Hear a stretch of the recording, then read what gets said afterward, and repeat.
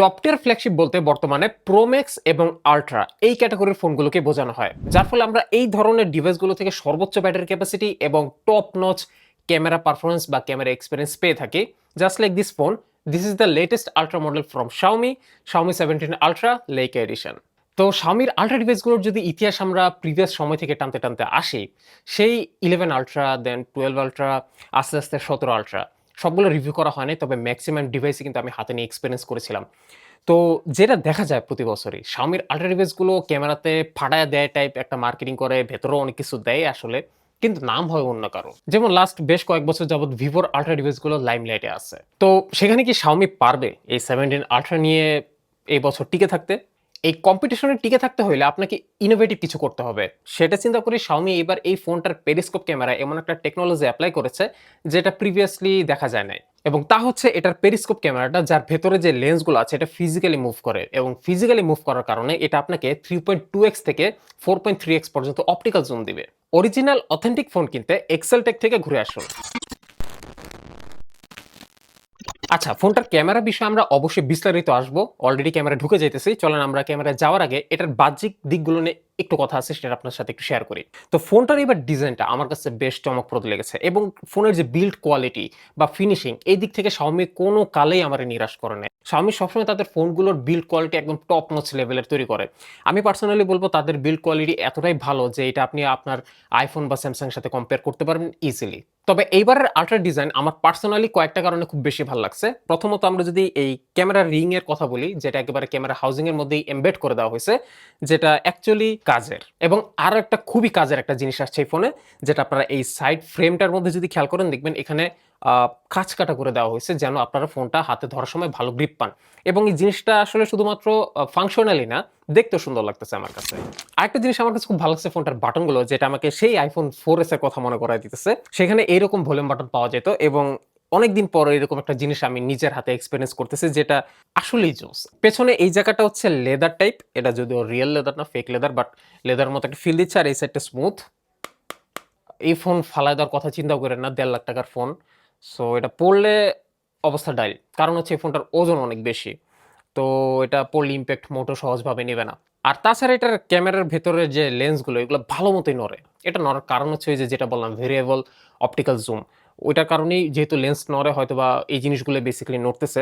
আমার একটা বিষয় কনসার্ন যে যখন নরমাল ইউজ করতেছে ফোনটা, টুকটাক তো নড়বেই। তো এই নড়াতে কি ক্যামেরা ড্যামেজ হয়ে যেতে পারে কিনা এটা আমি শিওর না, বাট এই ফোনটার লং টার্ম ইউজ করলে হয়তো ব্যাপারটা জানা যাবে। এবার একটু ডিসপ্লের বিষয়ে আসি। আপনারা এর স্পেসিফিকেশনটা স্ক্রিনে দেখতে পাচ্ছেন, এক নজরে দেখে নেন এই ডিসপ্লের দৌড় কত দূর। যদিও একটা ডিসপ্লে আসলে ভালো কিনা সেটা ডিপেন্ড করে আপনি দেখে আপনি ইউজ করে মজা পাইতেছেন কিনা। আমার কাছে পার্সোনালি ইউজ করে ডিসপ্লেটা খুবই মজা লাগছে। এটার কর্নারগুলো বেশ খানিকটা রাউন্ড, জাস্ট লাইক দি বডি, এবং বেজেলটাও বেশ খানিকটা স্লিম।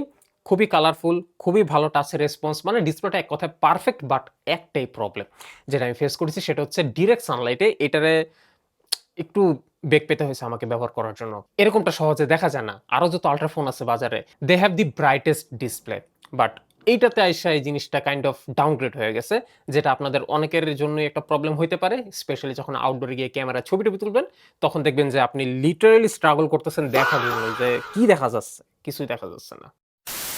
এটার হার্ডওয়্যার সেগমেন্টে খুব বেশি বিস্তারিত তো যাইতে চাইতেছি না। Snapdragon 8 Elite Gen 5 মানে একদম লেটেস্ট ফ্ল্যাগশিপ প্রসেসর। এই প্রসেসরের দৌড় কত দূর এটা আপনারাও ভালো করে জানেন, আমিও জানি। এটা থার্মাল পারফরম্যান্স নিয়ে হয়তো একটু গবেষণা করা যাইতো। তবে এইটুকু বলতে পারি যে হার্ডওয়্যার সেগমেন্টে কোনো কমতি রাখে নাই। মানে কোনো ঘাটতিই রাখে নাই। তারা প্রিটি মাচ সবকিছু দিয়েছে। এবং আমার রেগুলার ডে টু ডে ইউসেজে ফোনটারে আমার মনে হয় না অত একটা গরম হইছে। বাট হ্যাঁ, এটা গেমিং ফোন না। গেম করা নিয়ে এটাতে হেভি প্রেশার দেওয়ার মতো কিছু নাই। তবে যে দিক দিয়ে হেভি প্রেশার দিতে পারবেন সেটা হচ্ছে ক্যামেরা। চলেন আমরা ডাইরেক্ট ক্যামেরাতে চলে যাই। তো এবার ফোনটায় আমরা পাচ্ছি ৩ টা camera. Main camera, ultra wide এবং পেরিস্কোপ। মেইন ক্যামেরাটা হচ্ছে একটা 1 ইঞ্চি সেন্সর, 50 মেগাপিক্সেল f1.7, আর পেরিস্কোপ ক্যামেরাটা হচ্ছে 200 মেগাপিক্সেল। তবে এই ক্যামেরা হাউসিং কিন্তু ৩ টা ক্যামেরা দিয়ে শেষ করে দেয় নাই। এখানে আরো কিছু সেন্সর আছে, যার মধ্যে একটা হচ্ছে colour spectrum sensor, laser auto focus, and then depth mapping এর জন্য TOF মানে টাইম অফ ফ্লাইট সেন্সর দেওয়া হয়েছে এটাতে। সো সেন্সরের দিক থেকে এটা পুরোপুরি স্বয়ংসম্পূর্ণ। একটা জিনিস শুনে আপনারা একটু অবাক হবেন, ক্যামেরা পিক্সেল স্যাম্পলে যাওয়ার আগেই বলে দেই, এটার মেইন ক্যামেরার চাইতে এটার পেরিস্কোপ ক্যামেরার কোয়ালিটি মাচ বেটার। আর আল্ট্রা ওয়াইড এবং selfie camera, I am totally disappointed. চলেন একটু বিস্তারিততে যাই। তো Xiaomi 17 Ultra তার ক্যামেরা অ্যাপসের ভেতর এত বেশি ফিচার্স এবং ফাংশনস প্রোভাইড করছে, যেটা নিয়ে আসলে কথা বলতে গেলে একটা টোটালি সেপারেট ভিডিও করা লাগবে এবং সেই ভিডিওর লেন্থ দাঁড়াবে কমপক্ষে 30 মিনিট। আজকের ভিডিওটা এমনিতে একটা ওভারভিউ ভিডিও, সো এখানে সব কিছু নিয়ে বিস্তারিত আলোচনা করা সম্ভব হচ্ছে না। তবে আমার ইউসেজে যেই বিষয়গুলো আমার কাছে খুব বেশি সিগনিফিক্যান্ট মনে হয়েছে বা কিছু ক্যারেক্টারিস্টিক্স আমি ক্যামেরার বের করতে পারছি, এই ব্যাপারগুলো নিয়ে আসলে আপনার সাথে আলোচনা হবে।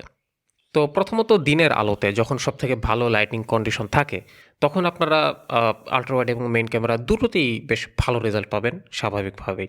আল্ট্রা ওয়াইডে দেখা যায় যে স্লাইটলি বেশি contrasty picture, but that's not in issue. কিন্তু যখন আপনারা দেখা গেছে যে দিনের আলো একটু পড়তে শুরু করে, যেমন ধরেন পরন্ত বিকালের দিকেই, এমন একটা সময় আসলে এটার আল্ট্রা ওয়াইড অ্যাঙ্গেল ক্যামেরাটা কালার এবং ডিটেলস দুইটাই হারানো শুরু করে। মানে এটা আসলে একটা টিপিক্যাল সিনারিও, বাট এরকম আল্ট্রা ডিভাইস থেকে এমনটা আসলে আশা করতেছিলাম না। তারপর যখন আলো পুরোপুরি চলে যায়, একদম লিটারালি লো লাইটে যখন চলে আসবেন, তখন দেখবেন ব্যাপক রকমের একটা তফাৎ মেইন ক্যামেরা এবং আল্ট্রা ওয়াইডে। আমার মতে এই ফোনের আল্ট্রা ওয়াইড অ্যাঙ্গেল ক্যামেরাটা আরও অনেক ভালো হওয়া উচিত ছিল। এবার আমরা মেইন ক্যামেরার সাথে পেরিস্কোপ ক্যামেরা একটু সাইড বাই সাইড কম্পেয়ারটা একটু দেখার চেষ্টা করি। যেমন মেইন ক্যামেরাটা দেখতে পাচ্ছেন একটু বেশি স্যাচুরেটেড পিকচার প্রোভাইড করতেছে, কিন্তু পেরিস্কোপ ক্যামেরাটা অনেক বেশি রিয়েলিস্টিক কালার প্রোভাইড করতেছে এবং ফিল্ড অফ ভিউটাও স্বাভাবিকভাবেই অনেক সুন্দর লাগতেছে মেইন ক্যামেরার তুলনায়। আমি আশা করছিলাম মেইন ক্যামেরাটা 35 মিলিমিটার আশেপাশে হবে, বাট সেরকমটা হইল না। হইলে আমার মনে হয় ভালোই হতো, অন্তত ফিল্ড অফ ভিউটা খুব সুন্দর লাগতো দেখতে। আর যে কালারের ব্যাপারটা একটু স্লাইটলি বেশি স্যাচুরেটেড, এই ব্যাপারটা একটু যদি কমানো যেত, তাহলে আমার মনে হয় মেইন ক্যামেরাটা দেখতে অনেক বেশি সুন্দর লাগতো। বাট এটা হচ্ছে পার্সন টু পার্সন ভ্যারি করবে, কারণ অনেকেই আসলে একটু ওভার স্যাচুরেটেড বা একটু বেশি স্যাচুরেটেড ছবি পছন্দ করে, তাদের কাছে আবার এটার মেইন ক্যামেরাটা কিন্তু ভালো লাগবে। লো লাইটে এই ক্যামেরা সেটআপটা মোটামুটি ভালোই পারফর্ম করছে টু বি অনেস্ট, কিন্তু যখন আপনারা অপটিক্যাল জুম ছাড়িয়ে যখন ডিজিটালি গিয়ে পাড়া দিবেন, তখনই দেখবেন যে এআই কিক করা শুরু করে এবং যদি বাই এনি চান্স আকাশে যদি চাঁদ তারা থাকে, তাহলে দেখবেন যে এআই ইমপ্লিমেন্টেড চাঁদের ছবি ওখানে বসে যাবে। তখন গিয়ে আর ছবিগুলোকে খুব একটা ভালো লাগবে না। এবং তারা ছবিতে এআই চাঁদের ছবিকে ইমপ্লিমেন্টেশনের ক্ষেত্রে বেশ ভালোই ইম্প্রুভমেন্ট আনছে দেখে মনে হলো। যেমন এই যে মেঘের পেছনে চাঁদ ছিল, তো এই ক্ষেত্রে আমি ছবি তুলে দেখতেছি যে মেঘটারে ঠিকই রাখতেছে এবং মেঘের পেছনেও এআই চাঁদটাও বসায় দিতে পারতেছে তারা সুন্দর করে। হুট করে দেখলে আপনার মনে হবে যে এটা বোধহয় বাস্তব চাঁদেরই ছবি। Xiaomi এই বছর একটা সিগনিফিক্যান্ট আপগ্রেড দেখাইছে পোর্ট্রেট স্যাম্পলগুলোতে। যেমন আমরা ভিভোর ফোনে দেখি যে পোর্ট্রেট তোলার পর ফেসে থাকা কোনো হেয়ার বা ফেশিয়াল হেয়ারগুলোকে একদম ইন্ডিভিজুয়ালি ধরে ধরে আলাদা করে দেয়। এই বছর Xiaomiর ফোনেও ঠিক সেরকম কিছু একটা দেখলাম মনে হইলো। যদিও আমি বলবো যে এটা ভিভোর মতো একদম শার্পেস্ট এক্সাম্পল না, বাট Xiaomi যতটুকু করে দেখিয়েছে এটা আমি আর অন্য কোনো ফোনে দেখি নাই। এবং বলতেই হয় Xiaomiর যে কোনো প্রিভিয়াস সময়ের তুলনায় এই বছরের portrait segment one of the most significant upgrade. হ্যাঁ, এই ব্যাপারটা খুবই ভালো লেগেছে। তবে যদি আপনি হিউম্যান সাবজেক্টকে ছেড়ে যদি কোনো লোমশ প্রাণীর পোর্ট্রেট ছবি তুলতে যান, তখন গিয়ে দেখবেন যে এই ম্যাজিক্যাল ব্যাপারটা আবার গায়েব হয়ে গেছে। বাট আপনারা যদি আমার ভিভোর রিভিউটা দেখে থাকেন, ভিভো X200 আলট্রা, দেখবেন যে সেই ক্যামেরাটা হিউম্যান সাবজেক্টের পাশাপাশি অ্যানিমেলকেও খুব সুন্দরভাবে সেপারেট করতে পারে, একদম প্রত্যেকটা লোম ধরে ধরে। সেটা Xiaomi এখানে পারতেছে না, বাট যতটুকু করে দেখাইলো সেটা অবশ্যই ইমপ্রেসিভ।